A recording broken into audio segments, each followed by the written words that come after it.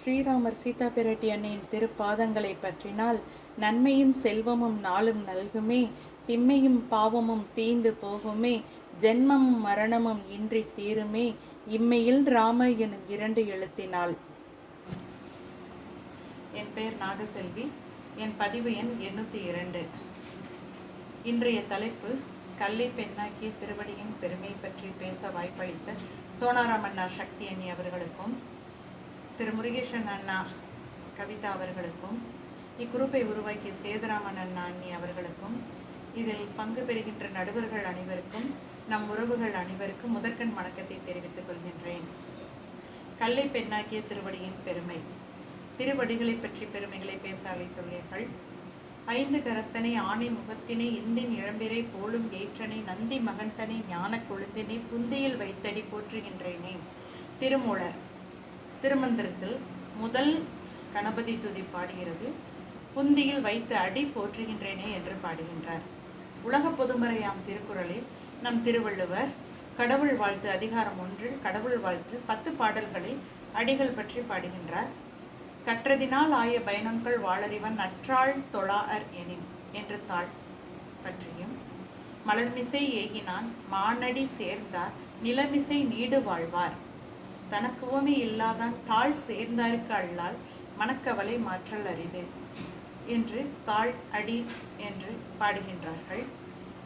மேலும் மாணிக்கவாசக பெருமான் ஏகன் அநேகன் இறைவன் அடி வாழ்க, வேகம் கெடுத்தாண்ட வேந்தனடி வெல்க என்றும், ஈசனடி போற்றி எந்தையடி போற்றி தேசனடி போற்றி சிவன் சேவடி போற்றி நேயத்தை நின்ற நிமலனடி போற்றி மாய பிறப்பருக்கும் மன்னனடி போற்றி சீரார் பெருந்துரை நம் தேவனடி போற்றி ஆராத இன்பம் அருளும் அடை போற்றி என்று இறைவனின் அடிகளை பற்றியும், இறைவன் அடி பற்றினால் நாம் அடையும் நன்மைகளை பற்றியும் மாணிக்கவாசக பெருமான் பாடுகின்றார்.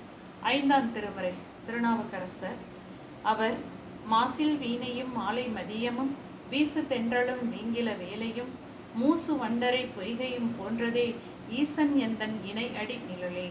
ஈசனுடைய இணை அடியை போற்றினால் என்னென்ன நன்மைகள் கிடைக்கும் என்று ஒவ்வொரு ஞானிகளும் சித்தர் பெருமான்களும் பாடுகின்றார்கள்.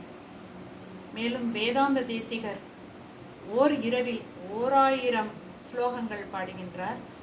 பாதுகா சகஸ்ரமம் என்று இறைவன் அடியினுடைய பாதுகையை பற்றி ஒவ்வொரு ஸ்லோகத்திலும் அதனுடைய பாதுகையின் சிறப்பு இயல்புகளை பாடுகின்றார். பாதுகையின் சிறப்பு இயல்புகளுக்கே அவ்வளவு நன்மைகள் கிடைக்கும் பொழுது இறைவனுடைய திருவடியை, நாம் விஷ்ணுவின் திருவடியை பற்றி உய்யும் பொழுது நமக்கு எவ்வளவு நன்மைகள் கிடைக்கும் என்பதை நாம் அறிய வேண்டும்.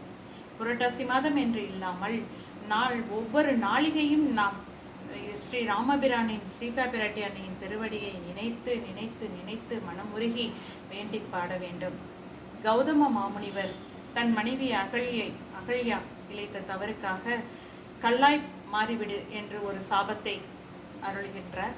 அந்த சாபத்திற்கான சாப விமோச்சனம் ஸ்ரீ ராமபிரான் வரும்பொழுது, அவருடைய பாதம் உன் மீது படும் பொழுது நீ பாவ விமோச்சனம் அடைந்து என்னை வந்தடைவாயாக என்று கௌதம முனிவர் சென்று விடுகின்றார். அப்பொழுது விஸ்வாமித்திர முனிவரும் ஸ்ரீ ராமபிரான் லக்ஷ்மணரும் அவங்களுடைய யாகசாலை முழுமையாக நிறைவு பெற்ற பின் அவர்கள் மிதிலையை நோக்கி விஸ்வாமித்திர முனிவர் ஸ்ரீ ராமபிரானையும் லக்ஷ்மண பெருமானையும் சிவதனுசுவை பார்ப்பதற்காக அழைத்து வருகின்றார். அவ்வாறு அழைத்து வரும் வேளையில் அவர் கௌதம் மாமுனிவர் ஆசிரமத்தின் வழியே செல்லும் பொழுது ஸ்ரீ ராமபிரானின் விரல் நுனி அகல்யா கல்லாய் மாறியுள்ள அன்னை அகல்யாவின் மீது பட அவர்கள் உருவம் மாறி பெண்ணாய் உருமாறி அவர்களுக்கு பணிவிடை செய்கிறார்கள் மூவருக்கும். பின் ஸ்ரீ ராமபிரானும் லக்ஷ்மண பெருமானும் அகல்யாவிடம் திருப்பாதங்களில் வணங்கி ஆசீர்வாதம் பெறுகின்றார்கள். அகல்யா அன்னை அவர்களுக்கு ஆசீர்வாதம் அளித்து கௌதம முனிவரை சென்றடைகின்றார். இவ்வாறு ஸ்ரீ ராமபிரான் பாத நுனி பட்டதற்கே எவ்வளவு பாவ விமோச்சனம் கிடைக்கின்றது. பெரிய திருவடி என்று ஸ்ரீ கருடாழ்வரையும், சிறிய திருவடி என்று ஸ்ரீ ஆஞ்சநேய பெருமானையும் அழைக்கின்றார்கள்.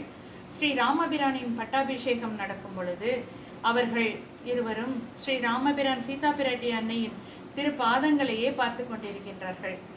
சீதா பிராட்டி அன்னை ஸ்ரீ ராமபெருமானின் திருப்பாதங்களையே பற்றி கொண்டிருக்கின்ற அவர்கள் எவ்வளவு அற்புதமானவர்கள் என்பதை நாம் அறிவோம். ஆகையால் நாம் நம் உறவுகள் அனைவரும் ஸ்ரீ ராமபிரான் சீதா பிராட்டி அன்னையின் திருவடிகளை பற்றி உய்ய வேண்டும் என்று நான் கேட்டுக்கொள்கின்றேன்.